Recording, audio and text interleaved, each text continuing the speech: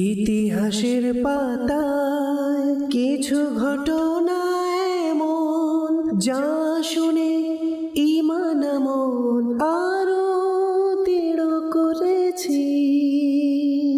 আলহামদুলিল্লাহি রাব্বিল আলামিন ওয়াসসালাতু ওয়াসসালামু আলা সাইয়্যিদিল মুরসালিন আম্মা বা'দ ফাআউযু বিল্লাহি মিনাশ শাইতানির রাজীম বিসমিল্লাহির রহমানির রহিম। ছোট বন্ধুরা, চলুন আমরা সবাই মিলে দুরূদ শরীফ পাঠ করি। সালাতু ওয়াসসালামু আলাইকা ইয়া রাসূলুল্লাহ ওয়া আলা আলিকা ওয়া সাহাবিকা ইয়া হাবিবাল্লাহ। الصلاة والسلام عليك يا نبي الله وعلى آلك وصحابك يا نور الله.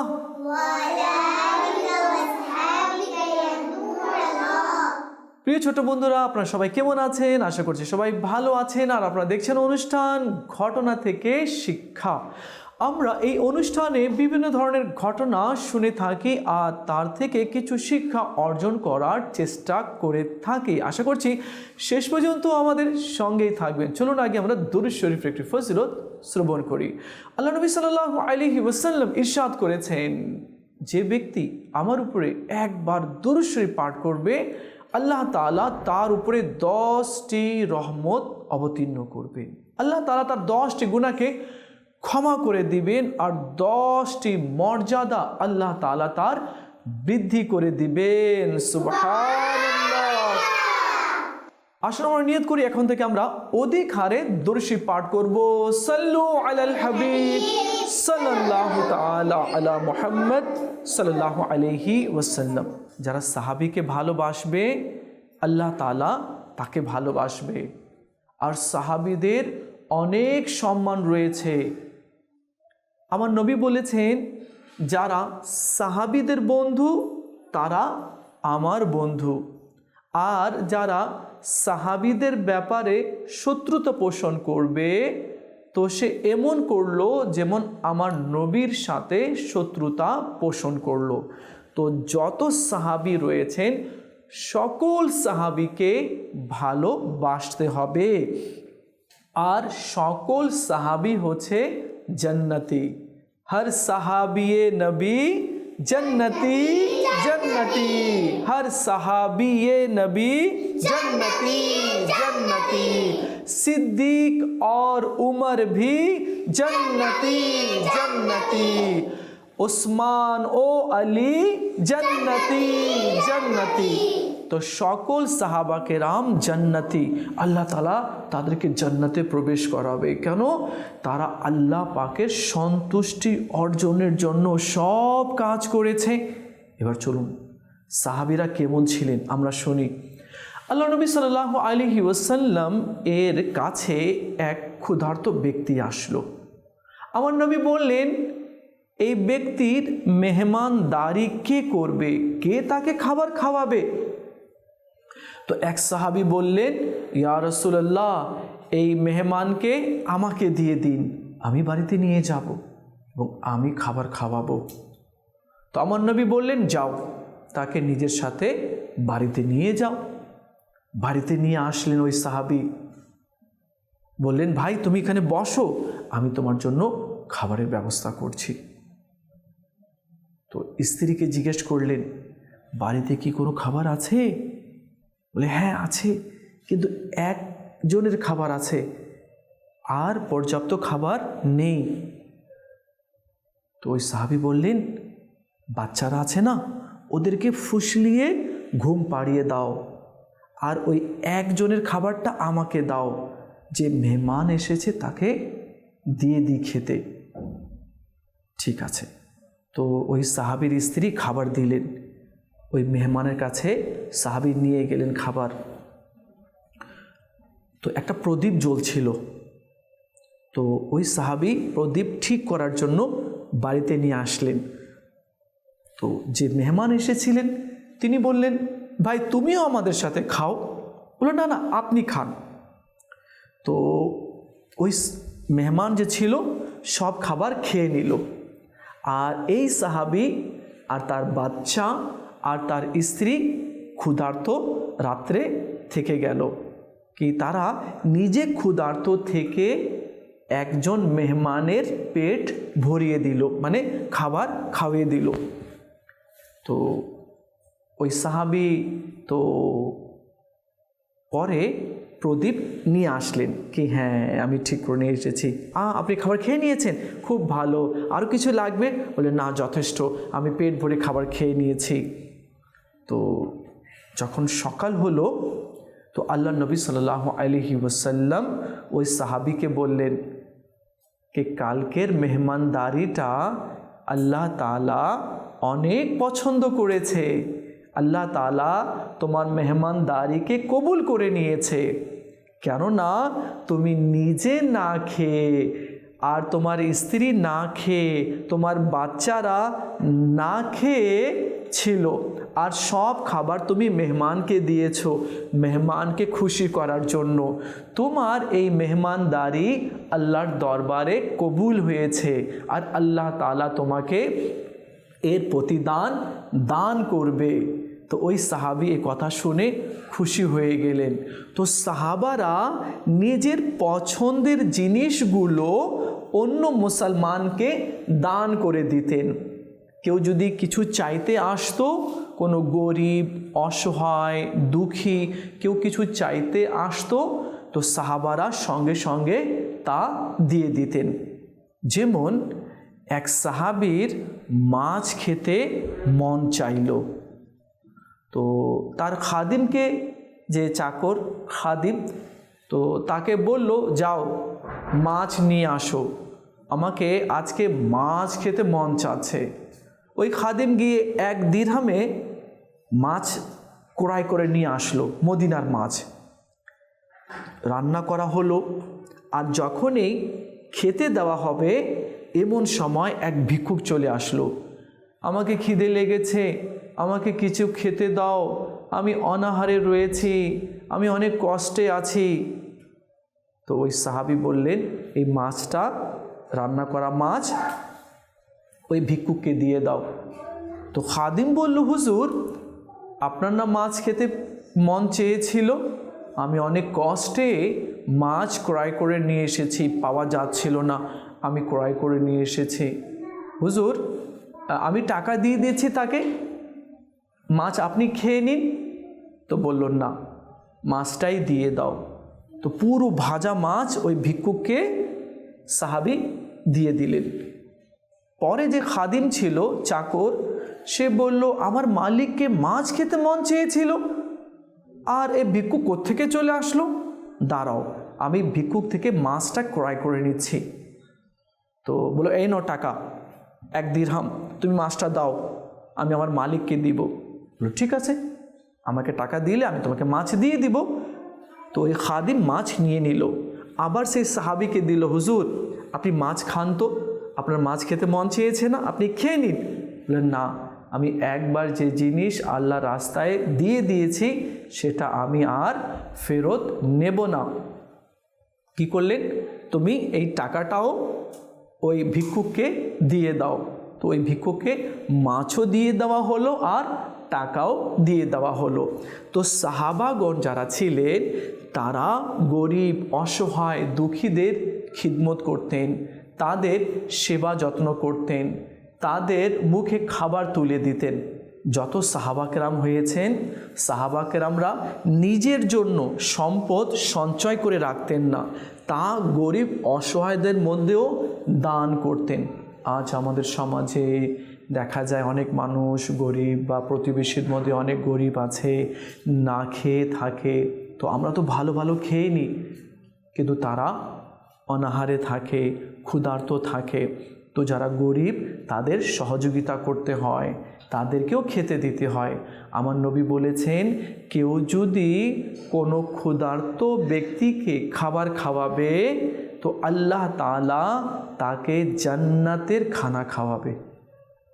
আর কেউ যদি কাউকে কাপড় পরিধান করিয়ে দিবে, মানে কাপড় নেই, গরিব আছে, কেউ যদি কাউকে কাপড় পরিয়ে দিবে, কাপড় ক্রয় করে দিবে, তো আল্লাহ তাআলা তাকে জান্নাতের 2টি পোশাক তাকে পরিধান করাবে। জান্নাতি পোশাক, অনেক দামি জান্নাতি পোশাক।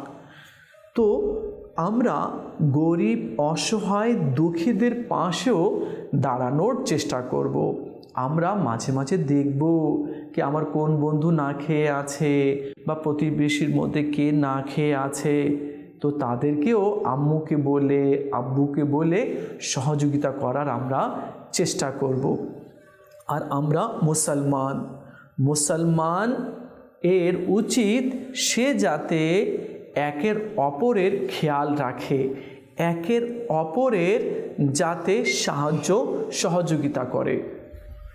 চলুন আমি আপনাকে আরেকটি কথা শোনাই। আমার নবী বলেছেন, কেউ যদি কারো দুনিয়াতে সহযোগিতা করে, উপকার করে, তো আল্লাহ তাআলা কিয়ামতের দিনে তার উপকার করবে। কেউ যদি কারো দুনিয়াতে বিপদ লাঘব করে দেয়, তো আল্লাহ তাআলা কিয়ামতের দিনে তার বিপদকে দূর করে দেবে। আর হ্যাঁ, কাউকে কষ্ট দেওয়া যাবে না, কাউকে গাল দেওয়া যাবে না। অনেকেই একের অপরকে বলে বা বন্ধুকেও বলে বা ছোট ভাইকে বলে, এই গাধা। না, গাধা বলা যাবে না। কাউকে কুকুরও বলা যাবে না।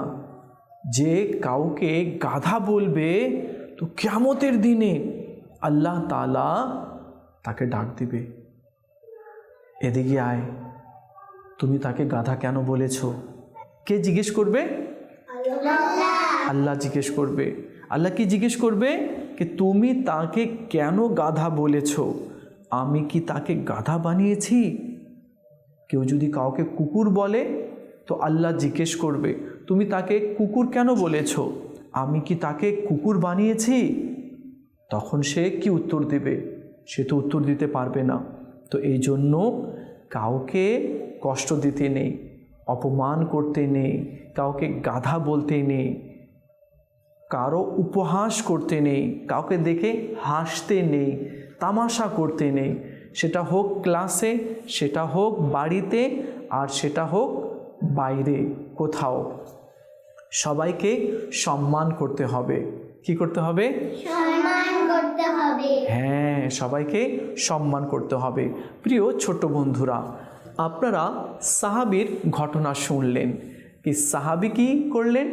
নিজে না খেয়ে নিজের মেহমানকে সব খাবার খাওয়িয়ে দিলেন। তো আমরাও নিয়ত করি কি আমরাও একের অপরের সাহায্য সহযোগিতা করব ইনশাআল্লাহ। ইনশাআল্লাহ একের অপরের সাহায্য সহযোগিতা করব। আচ্ছা, এখানে আরেকটি কথা আছে। মনে করো কি আমার কাছে কেক আছে খাওয়ার জন্য, বা আপেল ফল আছে, বা পেয়ারা আছে। এখন মন চাচ্ছে আমি মজা করে খাই, কিন্তু আমার ছোট ভাই বা ছোট বোন সে দাঁড়িয়ে আছে আর চাচ্ছে আমাকে দাও, আমাকে দাও, কিন্তু আপনি দিচ্ছেন না। এমন করা যাবে না। তাকে নিজের কাছে বসাতে হবে আর বলতে হবে বসো, আমরা দুজনেই ভাগ করে খাই। তো এরপরে কি করতে হবে? দুজনে ভাগ করে খেয়ে নিতে হবে।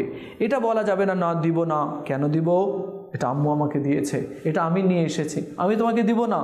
না, বাড়িতে ছোট্ট ভাই হলে বা ছোট্ট বোন হলে কি করতে হবে? আমরা ছোট ভাইকে দিয়ে খাবো। হ্যাঁ, আমরা ছোট ভাইকে দিয়ে খাবো। আর কিছু মজার খাবার চলে এসেছে আমার কাছে, তো বাড়িতে আম্মু আছে, হ্যাঁ বাড়িতে দাদি আছে, আব্বু আছে, তো তাদেরকেও একটু দেব। আম্মু তুমি একটু খাও না, তুমি একটু খাও না, হ্যাঁ এভাবে আম্মুকেও খেতে দিতে হবে। আম্মু তো খাবে না, তারপরেও হালকা একটু রিকোয়েস্ট করতে হবে যাতে মায়ের মন খুশি হয়ে যায়। কেননা মা তো নিজে না খেয়ে নিজের সন্তানকে খেতে দেয়। তো আমরাও কি করব? একা খাবো না। ছোট ভাই আছে, ছোট বোন আছে, তাদেরকেও আমরা দেব। অনেক সময় দেখা যায় বাড়িতে বড় ভাই তো খাচ্ছে, ছোট বোনকে দিচ্ছে না। ছোট বোন কান্না করতে শুরু করে, আমাকে দিল না, আমাকে দিচ্ছে না। তো সে কান্না করতে শুরু করে। তো আমারই তো বোন না, তো বোনকে কি আমরা কান্না করাবো?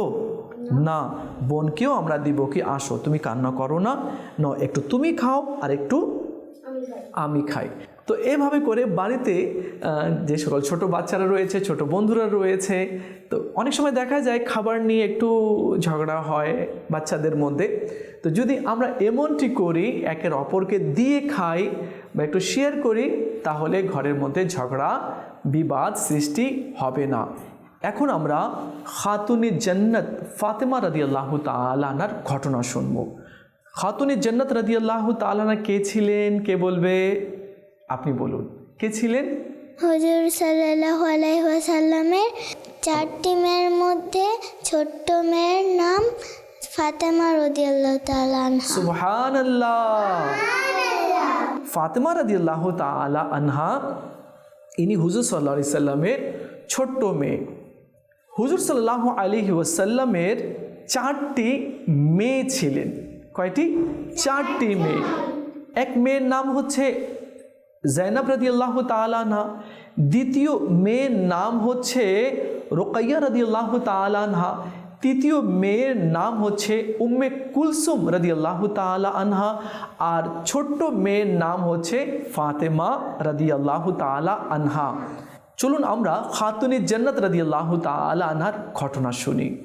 একবার ইমামে হাসান আর ইমামে হুসাইন রাদিয়াল্লাহু তাআলা আনহুমা,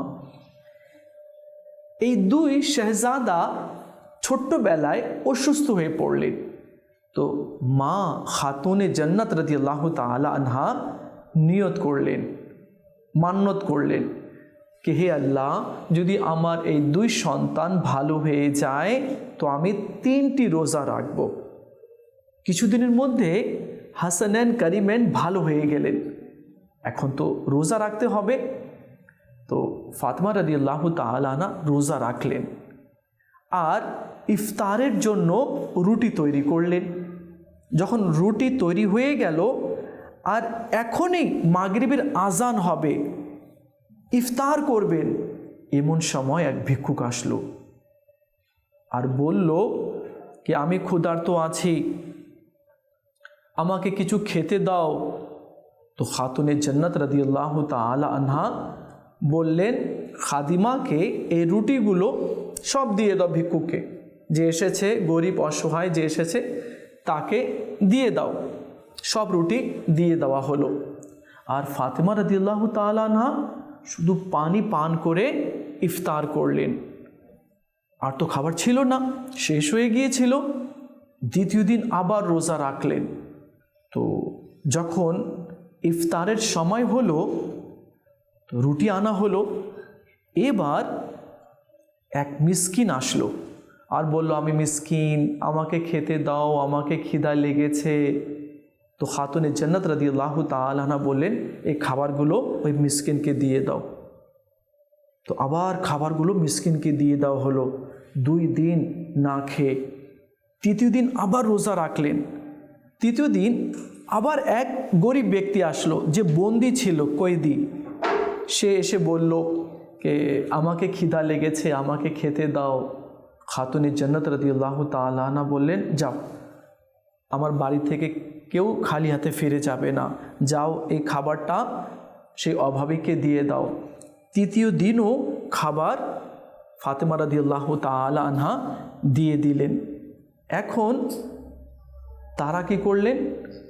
3 দিন না খেয়ে আছেন আর সেই অবস্থায় আল্লাহ পাকের শুকরিয়া আদায় করলেন, আল্লাহ তুমি আমাকে তৌফিক দাও कि যাতে করে আমি বারবার তোমার শুকরিয়া আদায় করতে পারি, আর তুমি আমাকে যেভাবে রেখেছো ভালো রেখেছো।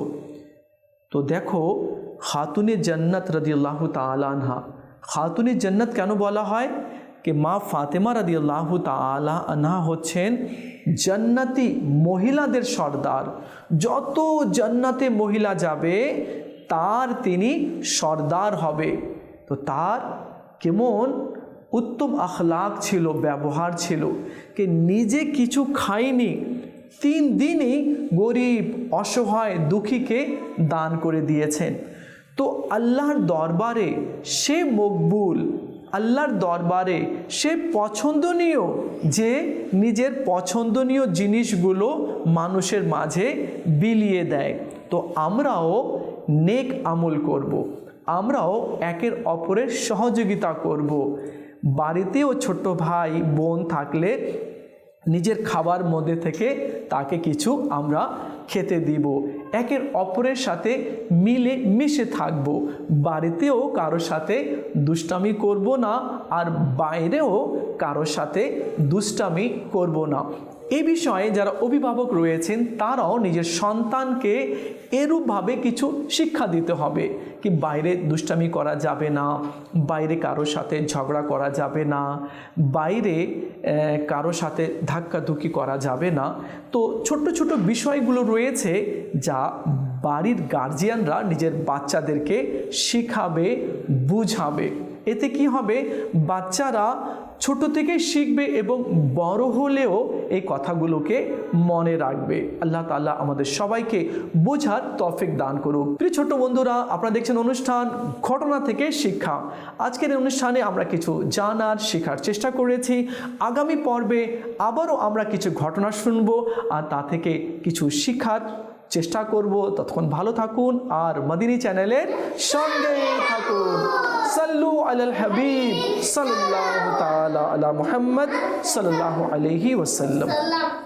ইতিহাসের পাতায় কিছু ঘটনা এমন যা শুনে